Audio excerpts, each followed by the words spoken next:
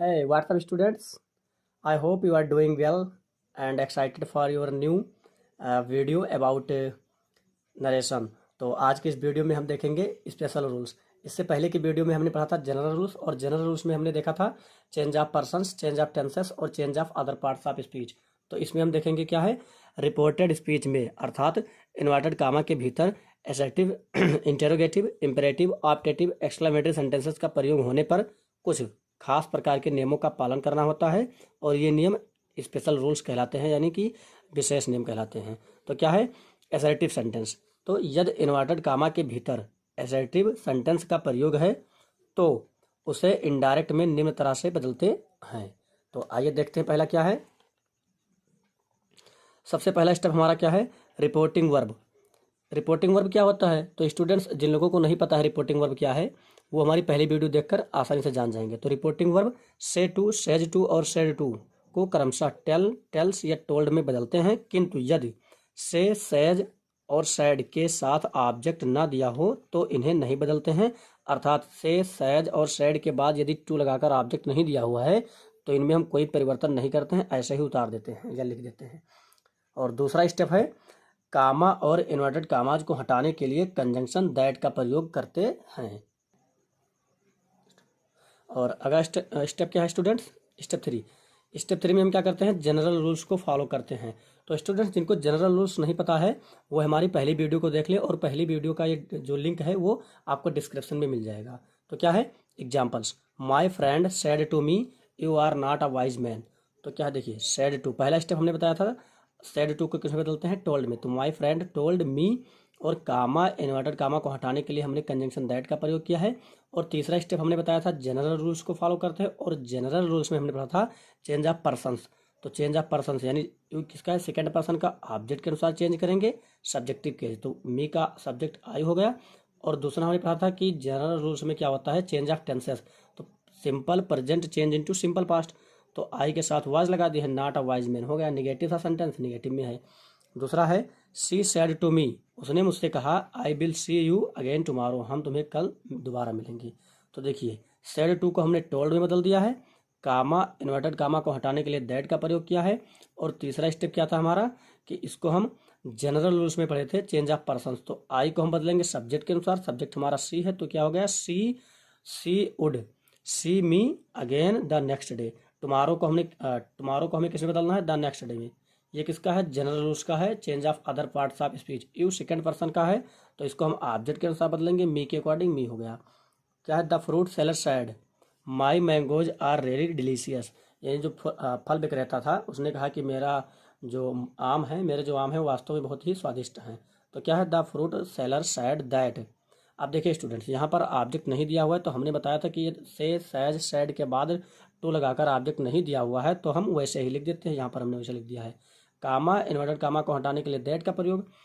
अब देखिए माई पजेसिव है, फर्स्ट पर्सन का है, फ्रूट सेलर के अकॉर्डिंग बदलेंगे। अब स्टूडेंट्स क्या होता है कि जब जेंडर ना क्लियर हो तो हम मैस्कुलिन जेंडर को प्रेफरेंस देते हैं। तो हमारा मैस्कुलिन जेंडर हो गया his mangoes are change in to were really delicious हो गया। Mohan said I have a headache. तो Mohan said that he had a headache. फिर क्या है, दे सैड, उन्होंने कहा बी आर रीडिंग नॉवेल्स।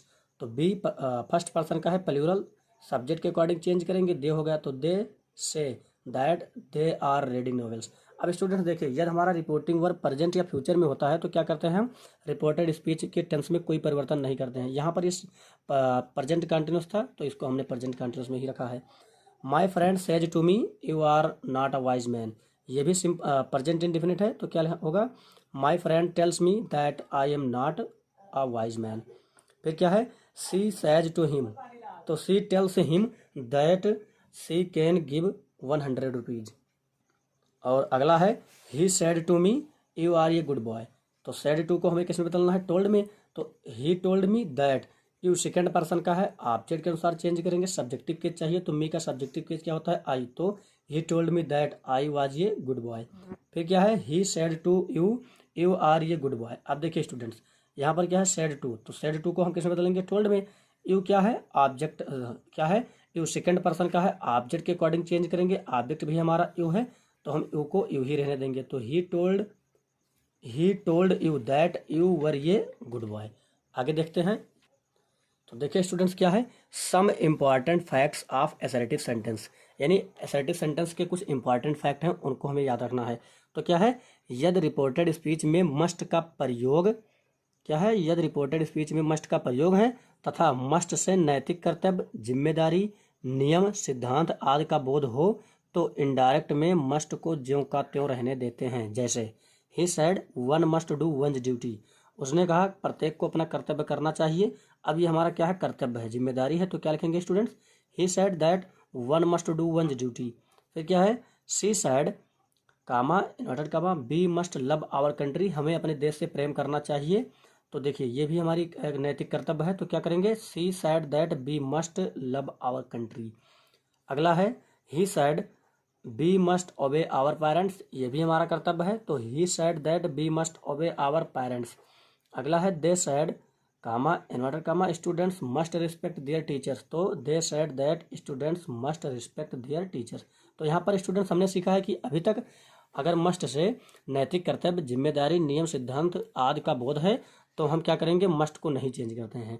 वहीं पर क्या है दूसरा रूल, कि यदि रिपोर्टेड स्पीच में मस्ट का प्रयोग है तथा मस्ट का अर्थ प्रेजेंट या फ्यूचर में हो तो इनडायरेक्ट स्पीच में इसको अर्थानुसार has to, have to, had to, will have to या वुड हैव टू में बदल देते हैं। देखते हैं।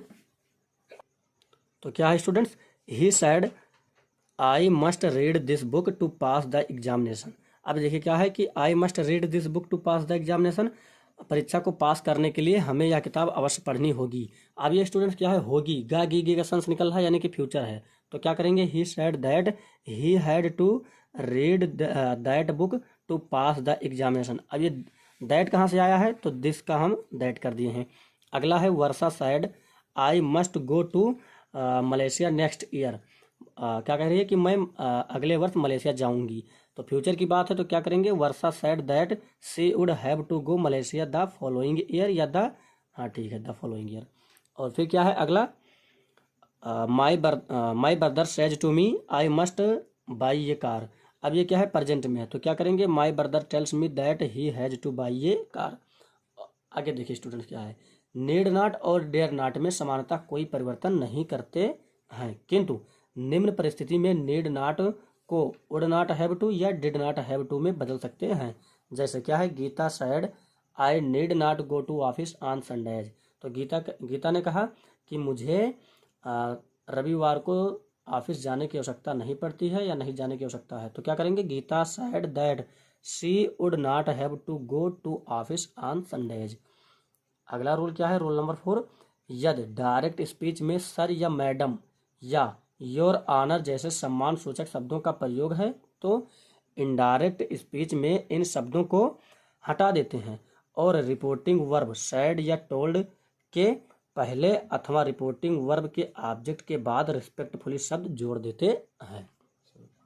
तो क्या है examples, he said to me sir I can't go there today, उसने मुझसे कहा श्रीमान मैं वहाँ आज नहीं जा सकती या नहीं जा सकता हूँ, तो क्या करेंगे, he told me respectfully that he could not go there that day. अब ये देखिए स्टूडेंट्स, हमने बताया था कि सर, मैडम या योर ऑनर जैसे शब्द का प्रयोग होने पर या तो हम क्या करेंगे, रिपोर्टिंग वर्ब के पहले रिस्पेक्टफुली का प्रयोग कर देंगे या फिर रिपोर्टिंग ऑब्जेक्ट जो है वर्ब का उसके बाद कर देंगे। तो हमने अभी क्या किया है कि ऑब्जेक्ट के बाद में किया है, वही हम इस तरह से भी लिख सकते हैं कि he respectfully told me that he could not go there that day. अब यहाँ पर हमने रिस्पेक्टफुली का प्रयोग कहाँ किया है, तो रिपोर्टिंग वर्ब के पहले किया है और यहाँ पर हमने ऑब्जेक्ट के बाद में किया है।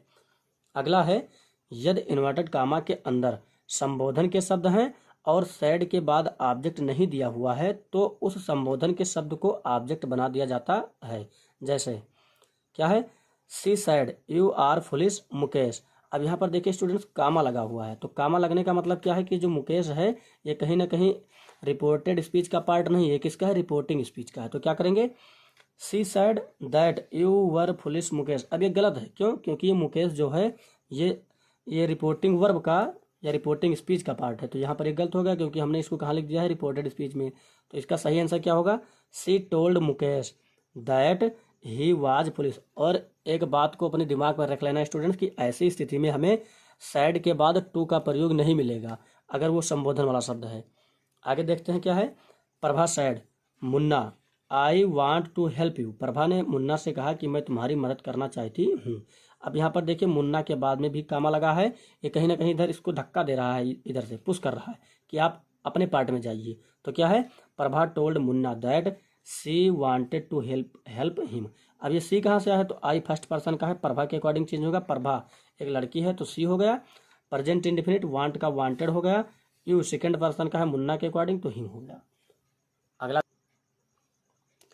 क्या है, गुड़िया sad I love you very much Nitesh. अब ये नितेश किसका है, तो रिपोर्टिंग स्पीच का ये ऑब्जेक्ट है, तो क्या लिखेंगे, गुड़िया told Nitesh the loved him very much. और देखते हैं रूल नंबर 6 क्या है। यदि सैड के बाद ऑब्जेक्ट दिया हुआ है और इन्वर्टेड कामाज के भीतर या अंदर संबोधन के शब्द भी हैं, तो सबसे पहले एड्रेसिंग का प्रयोग करके सैड टू के बाद दिया हुआ ऑब्जेक्ट को लिखकर एज का प्रयोग करके संबोधन के शब्दों को लिखते हैं और फिर रिपोर्टिंग वर्ब क्या है, रिपोर्टिंग स्पीच के सब्जेक्ट को रखकर वाक्य को इनडायरेक्ट बनाते हैं। जैसे क्या है, Renu said to me, Renu ने मुझसे कहा my brother I shall help you.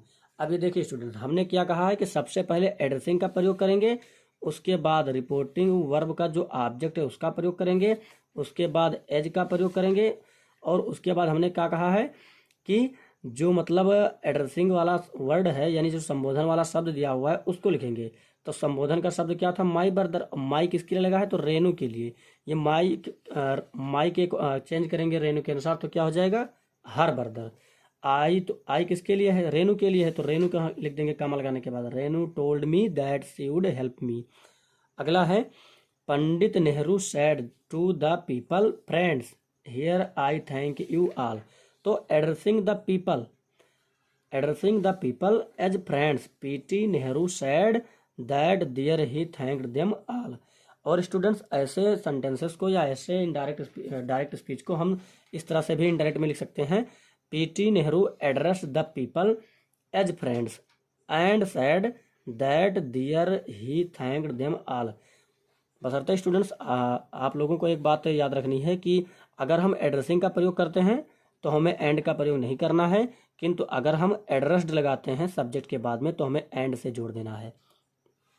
अगला है, the leader said ladies and gentleman you are my hope. तो क्या है, addressing the people as ladies and gentleman the leader said that they were his hope. और इसको हम इस तरह से भी लिख सकते हैं, क्या होगा, the leader addressed the people as ladies and gentleman and said that they were his hope. और आगे देखते हैं स्टूडेंट्स, जो ये एड्रेसिंग वाला सेंटेंस है इसको हमने एक स्ट्रक्चर के रूप में दे दिया है और इस स्ट्रक्चर को आप अपनी कॉपी में जरूर नोट कर लें। और ये वीडियो पसंद आ रही है तो लाइक करें, सब्सक्राइब करना बिल्कुल ना भूलें और अपने फ्रेंड्स के बीच में भी इसको शेयर करते रहें ताकि उनके पास भी ये नॉलेज पहुंच सके। तो ट्रिक क्या है स्टूडेंट्स, सबसे पहले एड्रेसिंग करेंगे, उसके बाद जो रिपोर्टिंग वर्ब का ऑब्जेक्ट दिया हुआ है उसको लिखेंगे, उसके बाद एज का प्रयोग करेंगे और उसके बाद क्या करेंगे, जो संबोधन का शब्द दिया हुआ है कामा लगाकर उसको लिख देंगे। अगला रूल है रूल नंबर 7, यदि इन्वर्टेड कामा के अंदर bell berry bell you see का प्रयोग वाक्य के प्रारंभ में है और इन शब्दों के बाद कामा दिया हुआ है तो इनडायरेक्ट बनाते समय इन्हें छोड़ दिया जाता है। देखिए स्टूडेंट्स, यहाँ पर बहुत ज़्यादा कन्फ्यूजन होता है कि यहाँ पर जो यू दिया हुआ है, अब यहाँ से स्टूडेंट्स क्या सोचते हैं कि यू को हम बदल देंगे। रिपोर्टिंग ऑब्जेक्ट होता है ना, रिपोर्टिंग वर्ब का जो ऑब्जेक्ट, उसके ऑब्जेक्ट के अकॉर्डिंग चेंज करने लगते हैं। बशर्ते याद क्या रखना है कि इनको हमें बदलना तो छोड़ो, इसको बिल्कुल लिखना ही नहीं है, समझ लो लिखा ही नहीं है। तो देखिए एग्जाम्पल क्या है, he said well Guddu I shall do your work. अब यहाँ पर देखिए स्टूडेंट्स, वेल लिखा हुआ है, इसके बाद कामा भी लगा हुआ है, तो बात को हमें याद रख लेना है कि इसको हमें हटा देना है। तो he told Guddu that he would do his work.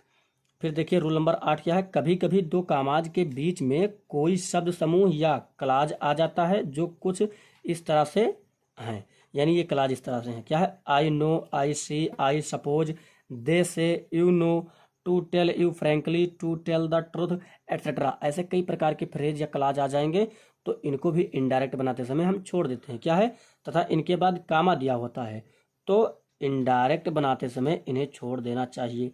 देखिए क्या है, Ramesh said studies you know are very useful. अब देखिए स्टूडेंट्स, यहाँ पर क्या होता है कि जो विद्यार्थी होते हैं वो कंफ्यूज जाते हैं, क्या करेंगे कि यू को चेंज करने लगेंगे।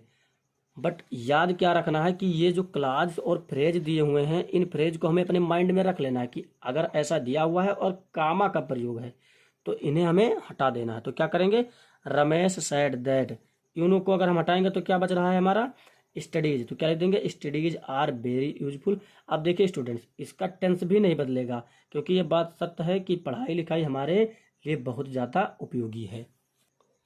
आइए देखते हैं स्टूडेंट्स, रूल नंबर 9 क्या है। यदि रिपोर्टेड स्पीच में आई या बी के साथ फील, होप, नो या डाउट का प्रयोग हो तो रिपोर्टिंग वर्ब जो है से या सैड के स्थान पर इन्हीं शब्दों का प्रयोग कर देते हैं। यानी किसका प्रयोग, होप, फील, नो या डाउट का। तो क्या है, आई sad, I hope Sharma will surely pass the examination this year. तो क्या लिख देंगे, I hope that Sharma would surely pass the examination that year. फिर क्या है अगला रूल, रूल नंबर 10।